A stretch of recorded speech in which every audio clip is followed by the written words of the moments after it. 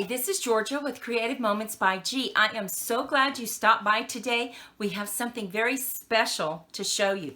We created this chart that coordinates different colors using the Painted Harvest stamp set. Now, we use the colors that we like. You can use the colors that you like. If you have something that you like better, go ahead and try it out on a chart. And it really helps you out when you're building your cards using the Painted Harvest collection.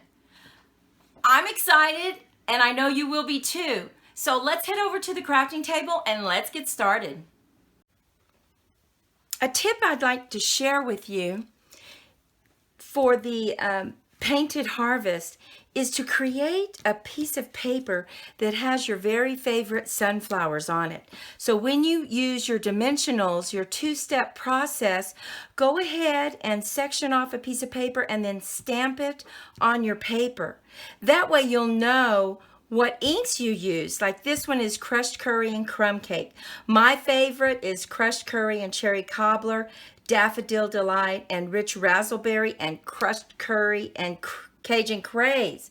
So I think this is really helpful so that you get that same combination that you worked with when you were creating your card.